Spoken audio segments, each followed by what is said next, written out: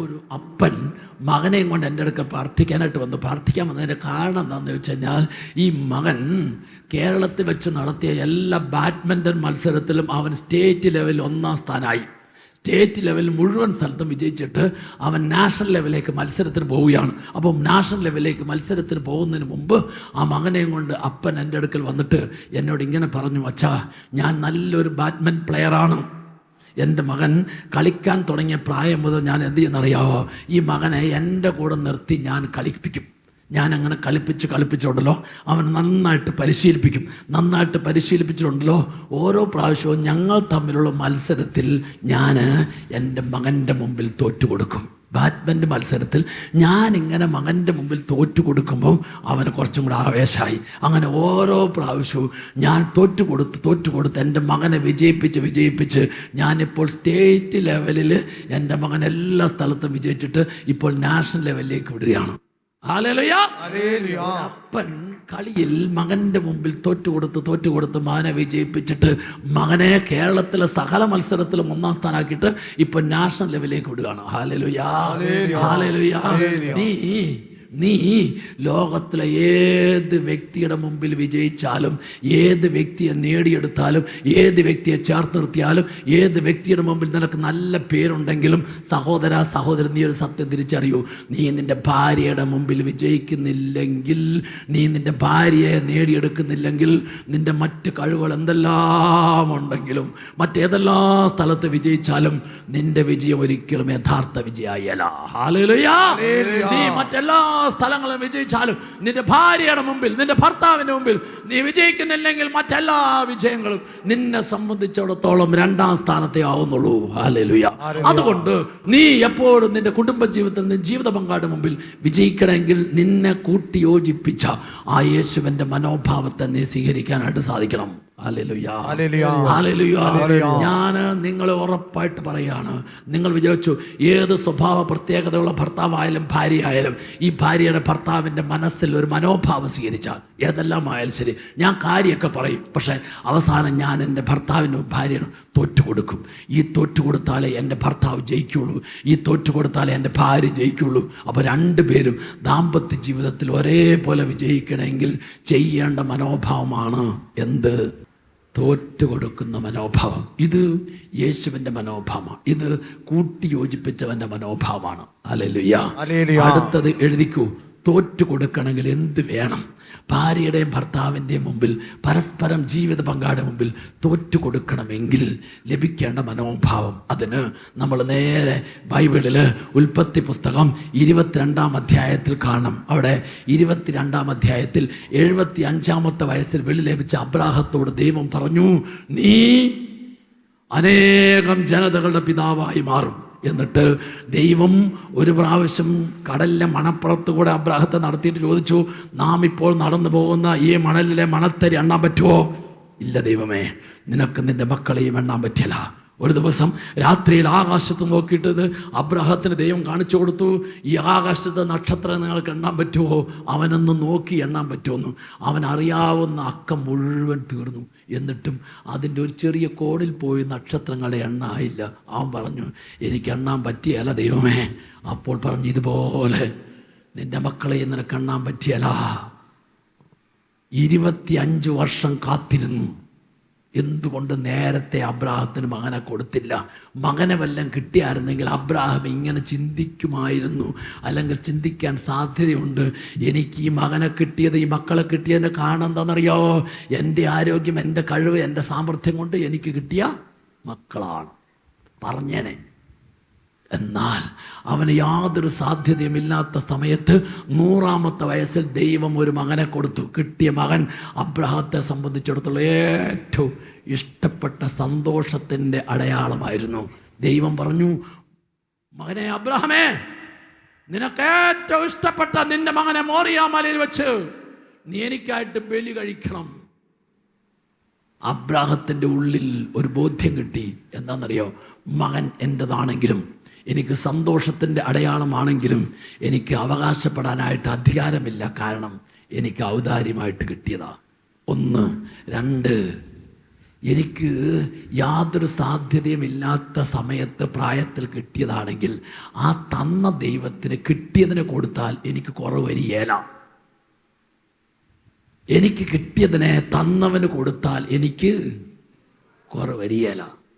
നിൻ്റെ ജീവിതത്തിൽ എന്നും എപ്പോഴും ഉണ്ടാകേണ്ട ബോധ്യ എന്താണെന്നറിയാമോ? കർത്താവിന് വേണ്ടി നീ എന്ത് കൊടുത്താലും, നിൻ്റെ സമ്പത്ത് കൊടുത്താലും, അറിവ് കൊടുത്താലും, കഴിവ് കൊടുത്താലും, സമയം കൊടുത്താലും, ആരോഗ്യം കൊടുത്താലും, മക്കളെ കൊടുത്താലും നിനക്കൊരിക്കലും കുറവ് വരികയില്ല. ഹല്ലേലൂയ, കുറവ് വരികയില്ല എന്ന് ബോധ്യപ്പെടുന്നവനാണ്. ലൂക്കായുടെ സുവിശേഷം 19-ാം അധ്യായം 10-ാം തിരുവചനം. ഇവനും അബ്രാഹത്തിന്റെ പുത്രനാണ്. ആര്? ഇവനും അബ്രാഹത്തിന്റെ പുത്രനാണ്. സക്കേവസിനെ കുറിച്ച് ദൈവത്തിന്റെ വചനം പറയുകയാണ്, ഇവനും അബ്രാഹത്തിന്റെ പുത്രനാണ്. ചെയ്തത് സകല തെറ്റുകൾക്ക് 4 ഇരട്ടി പരിഹാരം ചെയ്തു. ഉള്ളത് മുഴുവൻ പങ്കുവെക്കാൻ തയ്യാറായി. അവന് കർത്താവ് രക്ഷ കൊടുത്തിട്ട് വചനം ഇങ്ങനെ പറയുന്നു, ഇവനും അബ്രാഹത്തിന്റെ പുത്രനാണ്. നഷ്ടപ്പെട്ടു പോയതിനെ കണ്ടെത്തി രക്ഷിക്കാൻ വേണ്ടിയാണ് മനുഷ്യപുത്രൻ വന്നിരിക്കുന്നത്. ഇവനും അബ്രാഹത്തിന്റെ പുത്രനാണ്. ആരുടെയെല്ലാം ജീവിതത്തിലാണ് ദൈവം അവൻ്റെ സ്വഭാവത്തോട്, ജീവിതത്തോട്, ആഗ്രഹത്തോട് പറ്റിച്ചേർന്ന് നടക്കുന്ന ചില പ്രവണതകൾ, ചിന്താഗതികൾ, സന്തോഷത്തിൻ്റെ അവസ്ഥകൾ, അതിനെ ചോദിക്കുന്നത്, ആ ചോദിക്കുന്നതിനെ കൊടുത്താൽ, ആ കൊടുക്കുന്നതിന് വേണ്ടിയിട്ട് തന്നെ ഒരുക്കിയാൽ അവനൊരിക്കലും നഷ്ടം വരികയില്ല. അപ്പോൾ അബ്രാഹാം ചിന്തിച്ചത് ഇങ്ങനെയാണ്, എൻ്റെ മകനെ എനിക്ക് കിട്ടിയെങ്കിലും തന്നത് ദൈവമാണ്. അവൻ തിരിച്ചു ചോദിക്കാൻ എനിക്ക് തിരിച്ചു പറയാൻ അവകാശമില്ല. അതുകൊണ്ട് എന്ത് ചെയ്തു? അബ്രാഹാം ചെയ്ത ഒന്നാമത്തെ കാര്യമാണ് ഉൽപ്പത്തി പുസ്തകം 22-ാം അധ്യായത്തിൻ്റെ 5-ാം തിരുവചനം. ഉൽപ്പത്തി പുസ്തകം 22-ാം അധ്യായം 5-ാം തിരുവചനം. വചനം ഇങ്ങനെ പറയുകയാണ്, അബ്രാഹാം വേലക്കാരോട് പറഞ്ഞു, കഴുതയുമായി നിങ്ങൾ ഇവിടെ നിൽക്കുക. അടുത്ത വചനം ഇങ്ങനെയാണ്, ഞാനും മകനും പോയി ആരാധിച്ചിട്ട് മകനെ ബലിയർപ്പിച്ചിട്ട് വരാന്നല്ല, ഞാനും മകനും പോയി ആരാധിച്ചിട്ട് വരാം. ആർക്കാണ് ജീവിതത്തിൽ തോറ്റുകൊടുക്കാൻ സാധിക്കുന്നത്? തോറ്റുകൊടുക്കാൻ സാധിക്കണമെങ്കിൽ ദൈവം അനുവദിക്കുന്നതിന്. അല്ലെങ്കിൽ എനിക്ക് പറ്റിയാല, ശരിയായാല, ഞാൻ അവളുടെ മുമ്പിൽ തോറ്റുപോകും, ഞാൻ അങ്ങനെ വിടിയാല എന്ന നിൻ്റെ മനോഭാവം ഉണ്ടല്ലോ, എന്ന നിൻ്റെ പിടിവാശി ഉണ്ടല്ലോ, എന്ന നിൻ്റെ ചിന്താഗതി ഉണ്ടല്ലോ, എന്ന നിൻ്റെ കാഴ്ചപ്പാടുണ്ടല്ലോ, അതിനെ നീ എന്താക്കി മാറ്റണം? സഹോദര, സഹോദരി, നീ അതിനെ ആരാധനയാക്കി മാറ്റണം. ആർക്കാണ് തോറ്റുകൊടുക്കാൻ സാധിക്കുന്നത്? ആരാണോ തൻ്റെ ജീവിതത്തിൽ തനിക്ക് പറ്റിയല്ല, വിട്ടുകൊടുക്കുകയല്ല, ഞാൻ ചെറുതായില്ല, ഞാൻ ക്ഷമിക്കുകയല്ല എന്ന് ചിന്തിക്കുന്നത്? നിൻ്റെ ആ ചിന്ത, നിൻ്റെ ആ മനോഭാവം, നിൻ്റെ ആ കാഴ്ചപ്പാട് എന്താക്കി മാറ്റണം? നോട്ട് ബുക്കിൽ എഴുതി വെക്ക്, ആരാധനയാക്കി മാറ്റണം. ആർക്കാണ് തോറ്റുകൊടുക്കാൻ സാധിക്കുന്നത്? ജീവിതത്തിൽ ബുദ്ധിമുട്ട്, പ്രയാസം, നൊമ്പരം, പറ്റിയല, ക്ഷമിക്കുകയല്ല, വിടിയല എന്നൊക്കെ ചിന്തിക്കുന്ന നിന്റെ ചിന്താഗതി, നിന്റെ മനോഭാവത്തെ, നിന്റെ ആഗ്രഹത്തെ ആരാധനയാക്കി മാറ്റണം. ഹല്ലേലൂയ, ആരാധനയാക്കി മാറ്റിയാൽ നമ്മൾ ഒരു ആരാധന ഗാനത്തിൽ ഇങ്ങനെ പാടും, ബന്ധനമഴിയും കെട്ടുകളഴിയും, രോഗം മാറും, ക്ഷീണം മാറും, ബന്ധനമഴിയും കെട്ടുകളഴിയും, മൺകുടമുടയും തീ കത്തിയിടും. അതെ, നീ എന്തിനെ ആരാധനയാക്കി മാറ്റുന്നു? ആരാധനയാക്കി മാറ്റുന്നതിന് മുമ്പിൽ കർത്താവ് ഇറങ്ങി വരും. നിന്റെ ഇഷ്ടത്തിനെ, നിന്റെ കുറവിനെ, നിന്റെ പോരായ്മയെ, നിന്റെ പിടിവാശിയെ, നിന്റെ മനോഭാവത്തെ നീ ഒന്ന് ആരാധനയാക്കി മാറ്റി നോക്കൂ. ആരാധനയാക്കി മാറ്റിയാൽ അവിടെ ദൈവം എളുപ്പത്തിൽ കാര്യം നടത്തി തന്നിരിക്കും. അബ്രാഹാം ചെയ്ത ഒന്നാമത്തെ കാര്യം ദൈവം അനുവദിച്ചതിനെ ആരാധനയാക്കി മാറ്റി. എന്നിട്ട് എന്ത് ചെയ്തു? ഇതാ അബ്രാഹാം മോറിയ മലയിലേക്ക് മകനെ കൊണ്ട് പോവുകയാണ്. പോകുന്ന കാര്യം ദൈവം മലയുടെ മുകളിൽ നോക്കി. അപ്പോൾ നോക്കിയപ്പോൾ കണ്ടത് എന്താണെന്നറിയാവോ? അബ്രാഹത്തിന്റെ ഒരു കയ്യിൽ കത്തി. എന്താണ് കത്തി? കത്തി ഒരു പ്രതീകമാണ്. എന്തിൻ്റെ പ്രതീകം? എഫേസ്യ ലേഖനം 6-ാം അധ്യായം 17-ാം തിരുവചനം. എഫേസ്യ ലേഖനം 6-ാം അധ്യായം 17-ാം തിരുവചനം. വചനം ഇങ്ങനെ പറയും, നിങ്ങളുടെ കൈവശം ആത്മാവാകുന്ന വാൾ നിങ്ങൾ എടുക്കണം. ആത്മാവാകുന്ന വാൾ, ദൈവവചനമാകുന്ന ആത്മാവിൻ്റെ വാൾ, ദൈവവചനമാകുന്ന ആത്മാവിൻ്റെ വാൾ. അപ്പോൾ കത്തി എന്തിൻ്റെ പ്രതീകമാണ്? വചനത്തിൻ്റെ പ്രതീകമാണ്. വചനത്തിൻ്റെ പ്രതീകമാണ്. ഇനി വചനം എന്ന് പറഞ്ഞാൽ എന്താണ്? യോഹന്നാന്റെ സുവിശേഷം 1-ാം അധ്യായം 1-ാം തിരുവചനം. ആദിയിൽ വചനമുണ്ടായിരുന്നു, വചനം ദൈവത്തോടു കൂടിയായിരുന്നു, വചനം ദൈവമായിരുന്നു, വചനം സമം യേശുക്രിസ്തു. അപ്പോൾ മോറിയ മലയിൽ നിന്ന് ദൈവം നോക്കിയപ്പോൾ അബ്രാഹത്തിൽ എന്ത് കണ്ടു? അബ്രാഹത്തിൽ വചനത്തിന്റെ നിറവ് കണ്ടു. വചനത്തിന്റെ നിറവ് എന്ന് പറഞ്ഞാൽ ആരെയാണ്? യേശോയെ കണ്ടു. അബ്രാഹത്തിൽ യേശു നിറഞ്ഞിരിക്കുന്നു. അപ്പോൾ ബുദ്ധിയുടെ തലത്തിൽ ഒരു ചോദ്യമുണ്ട്. ആ ചോദ്യം യഹൂദന്മാർ ചോദിച്ചു. എന്താ ചോദിച്ചെന്നറിയാമോ? നിയമജ്ഞനും ഫരിസേയനും ചോദിച്ചു, നിനക്കിനിയും 50 വയസ്സായിട്ടില്ല, എന്നിട്ടാണോ നീ പറയുന്നത് നീ അബ്രാഹത്തെ കണ്ടെന്ന്?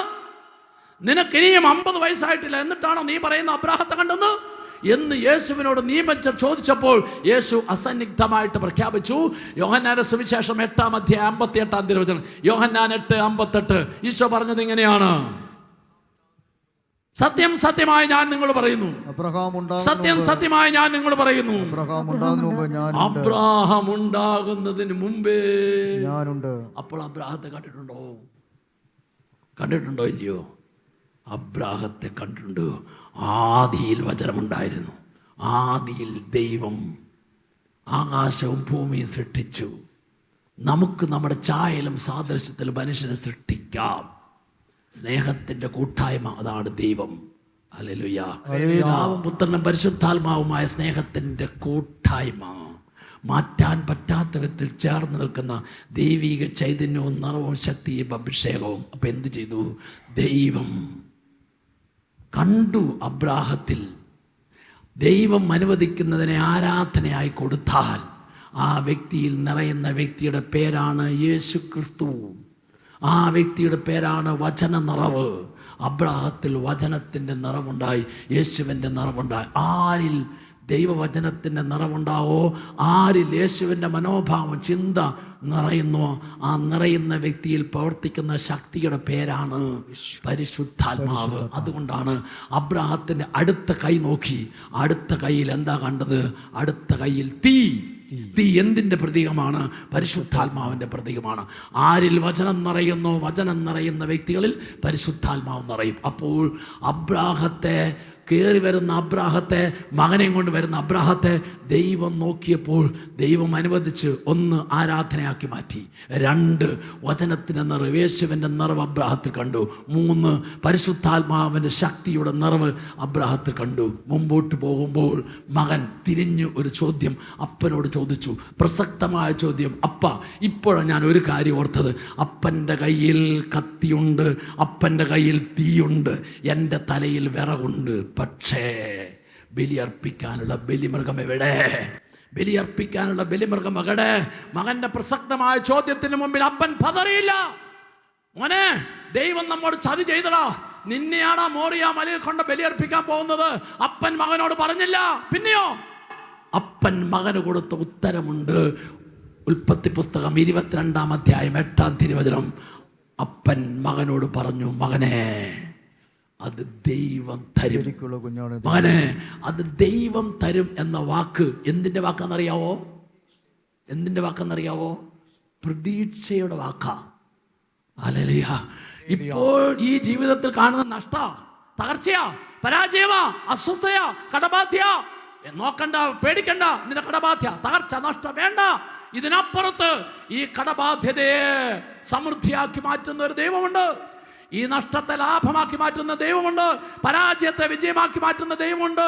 ആ ദൈവത്തെ എൻ്റെ നഷ്ടത്തിലും തകർച്ചയിലും പരാജയത്തിലും ഇല്ലായ്മയിലും ദാരിദ്ര്യത്തിലും ഞാൻ കണ്ടാൽ, ആ കാണുന്ന ഞാൻ പറയും, ഇപ്പോഴുള്ളതെല്ലാം താൽക്കാലികം. ഇതിനപ്പുറത്ത് എന്നെ ഉയർത്തുന്ന ദൈവത്തിൻ്റെ ഒരു കരമുണ്ട്. ആ കരം ഞാനിവിടെ കാണുന്നു. നിൻ്റെ തകർച്ചയിലും നഷ്ടത്തിലും പരാജയത്തിലും ഉയർച്ചയുടെ കരം കാണുന്ന ദൈവം, ആ ഉയർച്ചയുടെ കരത്തെ നിനക്ക് കാണാൻ പറ്റിയാൽ ആ കാണുന്നതിനെയാണ് പറയുന്നത് പ്രതീക്ഷ. Hallelujah, hallelujah. അബ്രാഹാം കണ്ടു പ്രതീക്ഷ, ദൈവം തരും. എൻ്റെ ഈ മകനെ ഞാൻ കൊല്ലേണ്ടി വരികേല, എൻ്റെ ദൈവം എനിക്ക് തരും. എന്താ കാര്യം? ദൈവം പറഞ്ഞ ഒരു കാര്യം ഞാൻ ചെയ്താൽ എനിക്ക് നഷ്ടം വരികയില്ല. അപ്പോൾ ഇപ്പോൾ നീ കാണുന്ന നഷ്ടമാണല്ലോ, ഈ നഷ്ടം താൽക്കാലിക. ഈ നഷ്ടത്തിൻ്റെ അപ്പുറത്തൊരു ലാഭം എനിക്കെൻ്റെ ദൈവം തരും. ആ തരുന്നതിനെ കാണുന്നതിൻ്റെ പേരാണ് വിശ്വാസം. ആ കാണുന്നതിനെ സ്വീകരിക്കുന്നതിൻ്റെ പേരാണ് പ്രതീക്ഷ. Hallelujah, hallelujah. ഇതാ അബ്രാഹാം മോറിയ മലയുടെ മുകളിലെത്തി. അബ്രാഹത്തെ സംബന്ധിച്ചിടത്തോളം അവന് ഏറ്റവും ഇഷ്ടപ്പെട്ടത് മകൻ. ആ ഏറ്റവും ഇഷ്ടപ്പെട്ട മകനെ ബന്ധിച്ച് വിറകിൻ്റെ മുകളിൽ കടത്തി.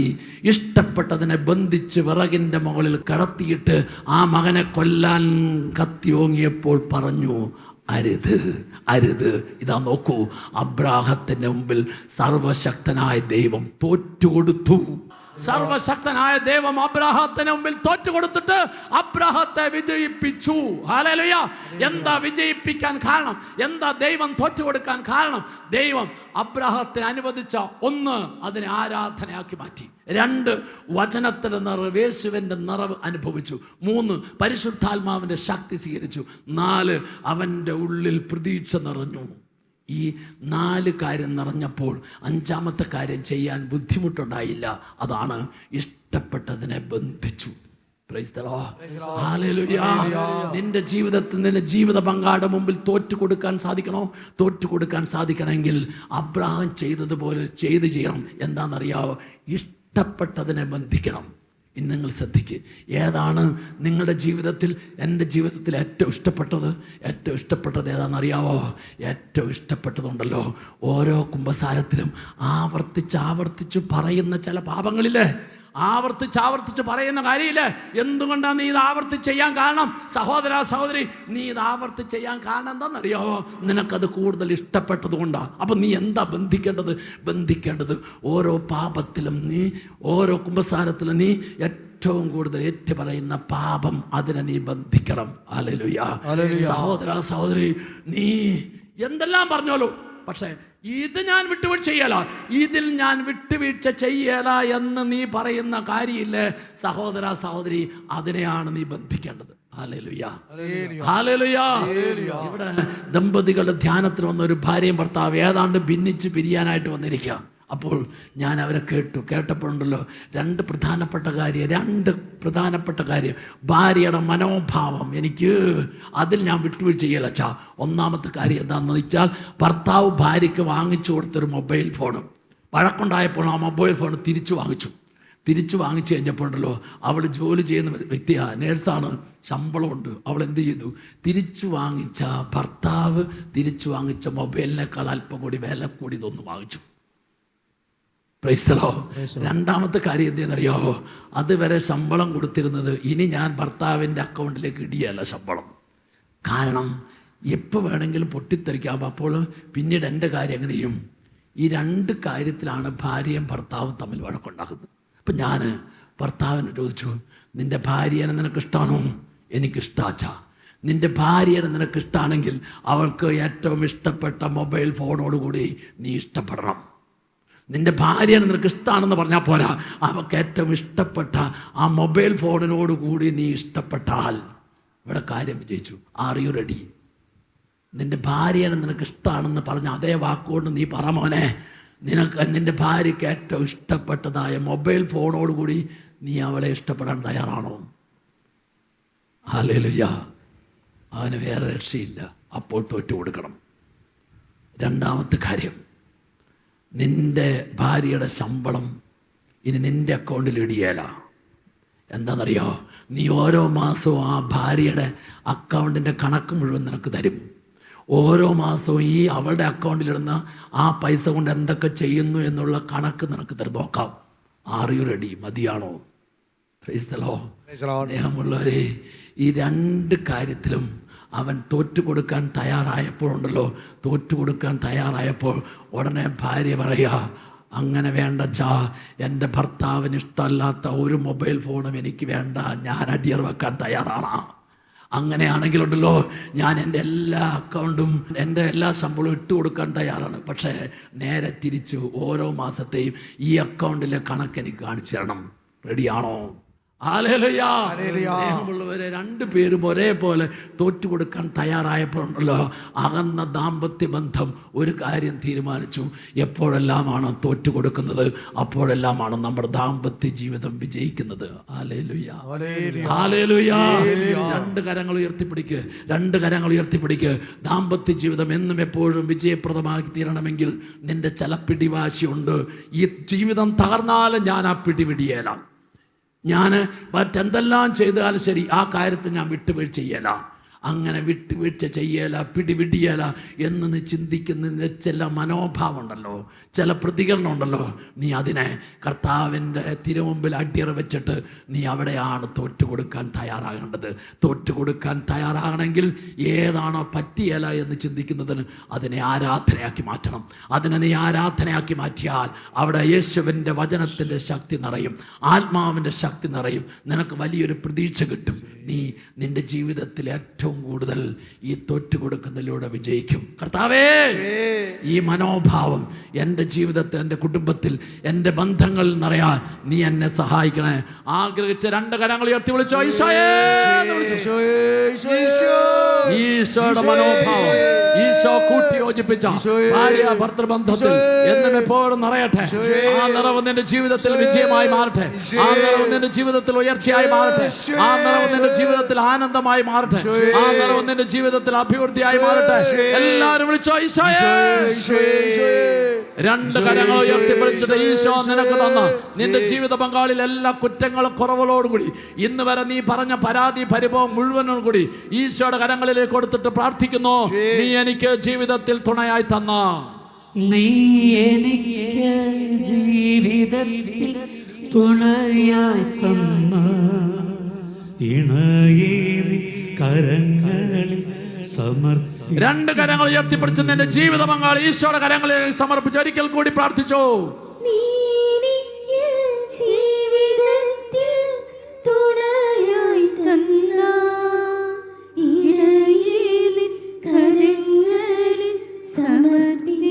ഇരു കരങ്ങളെ ഹൃദയത്തോട് ചേർത്ത് വെച്ച് ജീവിത പങ്കാളിയിൽ എല്ലാ കുറ്റങ്ങളും കുറവുകളും പോരായ്മകളോട് ചേർത്ത് പിടിച്ച് ചേർന്ന് നിന്ന് സ്നേഹിക്കാനുള്ള കൃപ നൽകണമേ എന്ന് പ്രാർത്ഥിച്ചു.